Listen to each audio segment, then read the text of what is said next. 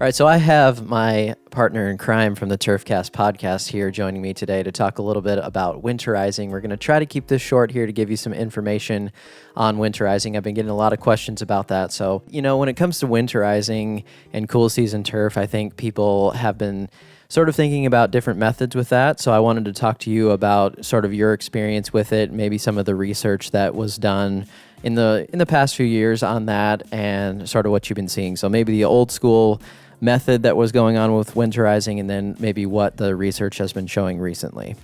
Yeah, so the old school thinking is from a study that came out from the University of Kentucky back in the late 60s.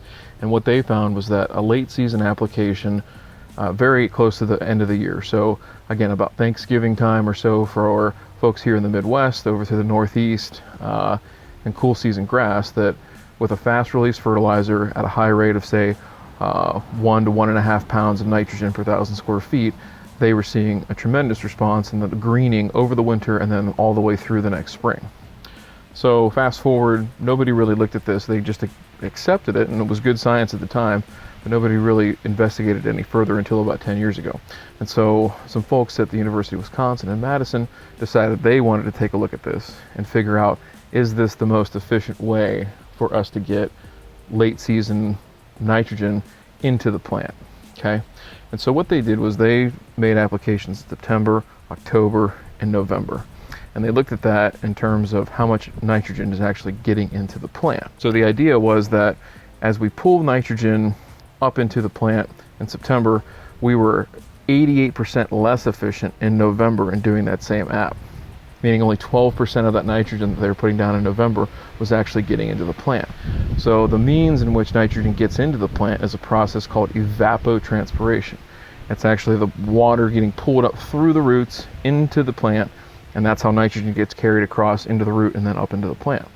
Well, the demand for water is much, much less as you go through fall. As most of us folks here in the Midwest would know, rainfall was a little bit more abundant in the fall.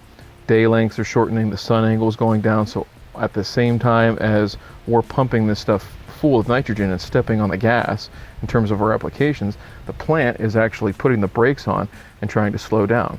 And really what the mechanism that's at play in the plant here is that extra fertilizer, as the demand for leaf and shoot growth on the top goes down, it should be pushing more energy down at the roots to build root mass for the winter time and then also for the coming spring. In looking at this Wisconsin study and seeing that we're 88% less effective in November, their recommendation was go ahead and put out an application, a 50% slow release product or thereabouts, at a rate of 0.5 pound per 1,000 of nitrogen, and put that down sometime in our area, again going from the eastern seaboard and the Northeast all the way out to Iowa and effective where you are, basically anytime between about September 15th and October 15th, and adjusting for how far north or south you are on that. So later if you're further south, a little bit earlier if you're north. Okay, that's the easy button approach, and there's certainly different ways that you can do it and make it a little bit more customized from there.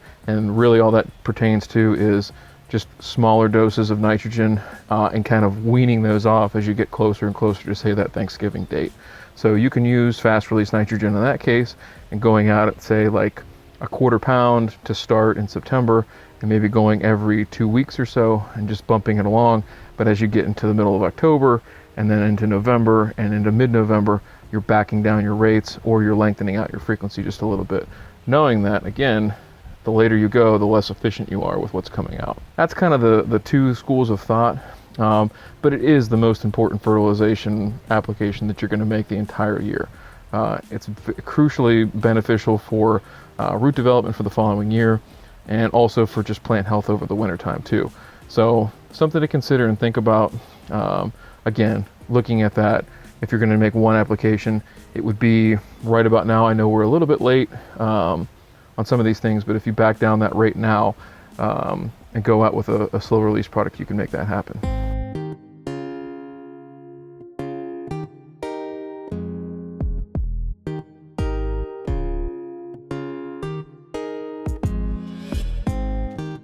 So then in terms of some of the products that might be best for this, or some of the things that you might want to avoid, what would we be looking at for those things? Yeah, I mentioned products, and that's a great question. So we talked about fast release nitrogen sources. So in our case here, again, in cool season territory, that's going to be urea and ammonium sulfate are our two primary sources for granular fast release nitrogen.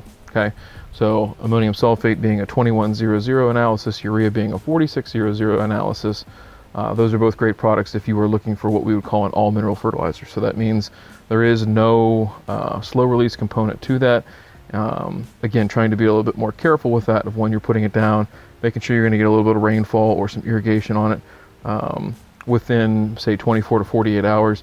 And part of the reason for that, especially on urea, is you can get, even in lower temperatures, you can get what's called volatilization, which means you're losing the nitrogen content from that particular product to the air. It's gassing off, essentially, up into the atmosphere. So something to consider there, too, of timing up your applications correctly. But those are the two tried and true methods, especially if you have alkaline soils. Ammonium sulfate is always going to be your friend. The sulfate that's in there will turn into sulfuric acid, which then reacts and eventually help lower your pH to a certain degree. So in that sense, it is a good fertilizer if you are in alkaline soils. More acidic soils, urea will react a little bit better in those cases. And again, it's more of splitting hairs at that point, but you can definitely see some benefits if you're on either side of that 7 on the pH scale. If you get into some of the more designer stuff where you've got some different slow release components and things like that in there, the thing that I would recommend that you look at is, especially with as late as we are right now in the season, so it's late October here right now, it would be looking at less of a slow release component if you can find those products. So typically most turf grass supply houses will carry something that's got like a 30 or so percent slow release, and that's on the lower end, maybe a 25% slow release. 50% slow release products are all over the place. You can find them anywhere. And again, the thing that you want to understand there too is that all slow release nitrogen sources are not created equal. So what I mean by that is some of them are released through water in the soil. So there's a polymer coating and water passes across the membrane and the nitrogen comes out. So if you put something like that out, you might have some stuff left coming into spring, where it could be beneficial, but it's not likely to be, as opposed to something that is more based on microbial degradation. So as soil temperatures start to rise in the spring, and say we put out something like a methylene urea, or if we had some type of organic biosolid. I know mill organite is often asked about, recommended, things like that. It's not the worst thing in the world. It is about a 60% slow release product, so you're not going to get a whole lot of bang for your buck on something like that, or a similar biosolid product.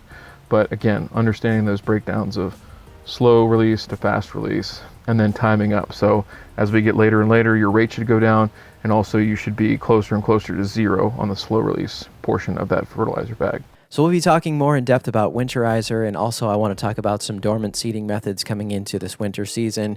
So that's all going to be coming up on our next Turfcast podcast, which will be hopefully recording very soon. So be sure to check that out. I have a link here in the description to check that out. You can go straight to my website, and there's a podcast section up at the top as well. So thanks so much, Ryan, for joining us here today and talking a little bit about some of the old school thinking on Winterizer, some of the new research that's been done. Appreciate it a lot. All right, thanks, Ryan. Have a great day.